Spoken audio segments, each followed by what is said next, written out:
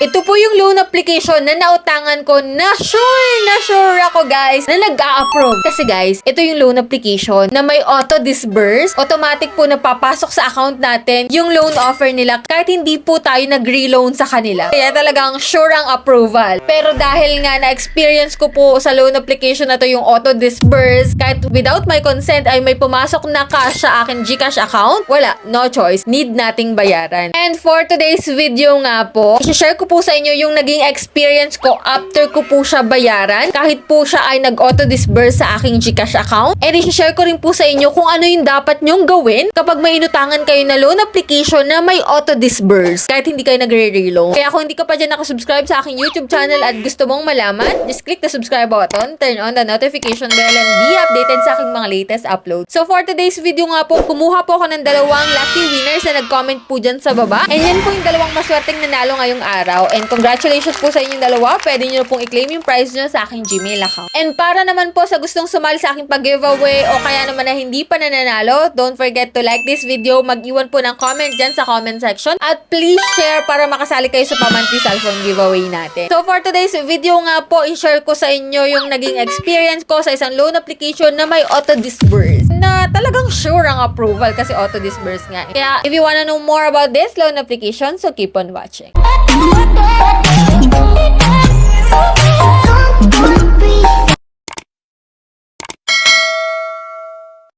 So, disclaimer lang no, hindi po sponsored tong video natin at syempre hindi tayo agent at promoter ng application na to. Ito ba naman yung loan application na may auto-disburse? Ipopromote mo pa kaya? Anyway, ito po yung loan application na si Upera ha. Ito po ay na-download ko sa V App Store. Kaya kung ikaw po ay Android user, malamang na nakita mo na rin po itong si Upera. So, first loan na offer niya po sa akin is 1,000 pesos. Yun po ay hindi ko po buong na-reserve ha. 530 lang po yung pumasok sa aking account. Then, nung after ko pong magbayad sa kanya, nag-automatic disburse yung 1,000 pesos ulit, guys. So, may pumasok po ulit na 530 sa aking GCash account without my consent and without my confirmation na uutang pa rin ako sa kanya. Kasi may pinindot ako dun, guys, na repay and one more loan. So, wag nyo pong i-click yun once na na-encounter nyo po to si Upera. So, click po nyo agad yung repay now para repay lang po kayo. And that time nga po, nung malapit na po ako mag-due date dito kay Upera, kasi ina-install ko na din talaga siya. Wala na din talaga akong balak bayaran kasi hindi naman ako nag-reloan sa kanila, nag-automatic disburse lang, di ba? Hindi ko naman kasalanan yun. Wala na akong balak bayaran, no? Pero since may tumawag po sa akin na agent, and mabait naman yung agent ha, and napapakiusapan din talaga. So, tinanong ko sila, bakit sila nag-auto-disburse? So, anong dapat gawin? So, ito guys, kapag po nag-automatic disburse po ang isang loan application, ibalik nyo daw po yung exact amount na na-receive nyo. If ever na ayaw nyo na pong mag-reloan sa kanya. So, contact nyo lang po yung customer service nila para maging aware sila na ibabalik mo po yung pera. So, may mga agent naman po na tumatawag dyan. Sagutin nyo po yung tawag. Then, ipaliwanag nyo na nag-auto-disburse siya and ayaw nyo pong i-take yung loan. So, pwede naman po pala yun na ibalik yung exact amount. Pero, wag na wag po kayong aabuti ng 2 araw, 3 araw. Basta within that day na pumasok po sa inyong account, yung pera, ibalik nyo po kaagad. Kasi once na yun po ay inabutan pa ng kinabukasan, mag-accumulate na po ng interest yan and hindi nyo na siya pwedeng ibalik, guys. Babayaran nyo na po talaga siya. Kaya, yun po yung pinakampayo ko sa inyo. Bayaran nyo kagad once na na-receive nyo po sa accounting nyo. And ito nga guys, no, nung chinek ko po, after ko po mag-pay po sa secondary loan ko na nag-auto-disburse, may offer po siya sa akin na 3,500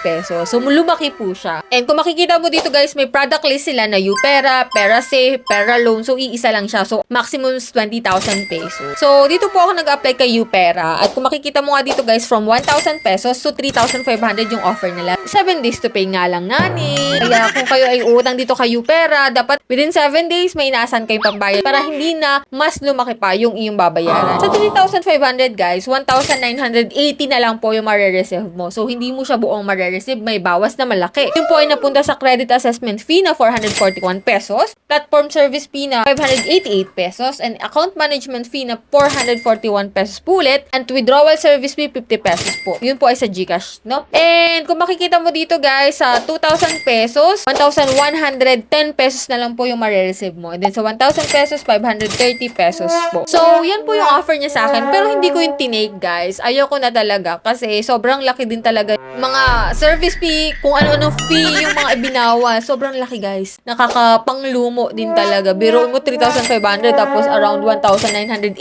na lang yung marireceive mo. Nakakaloka. Tapos 7 days to pay. Okay, sana kung 30 days man lang yon. So, medyo mahaba-haba. Pero 7 days to pay, guys. Oh my God! So, wag kayong papato sa mga ganyan loan application kung ayaw nyo ring mabaon. Kasi, what if nga, kung wala kayong pambayad? Kasi short term lang siya, guys. 7 days to pay. Okay, sana yun. Pero kung medyo 30 days to pay man lang sana, no? Pero hindi po, no? 7 days to pay lang. So, that's it. Yan lang po yung ating vlog for today. And hoping ako na na-aware kayo about dito kay Upera based on my personal experience. So, lahat po ng sinabi ko dito is based on my experience at hindi po to haka-haka lang talaga. And nasa sa inyo na rin talaga, guys, kung uutang kayo dito or hindi. Basta sinabi ko yung loan details na pwede nyong ma-reserve dito kay Upera and sa na-experience ko sa kanya. At kung anong gagawin kapag naka-experience kayo ng auto-disburse sa isang loan application, ibalik nyo kagad within that day. So, that's it. Yan lang po yung ating vlog for today. Kung kayo may katanungan, comment nyo lang po dyan sa comment section. At kung gusto mo ng mga ganitong video, so just click the subscribe button, turn on the notification bell para updated ka sa aking mga latest uploads. So, bye-bye na muna for now, guys. See you on my next video.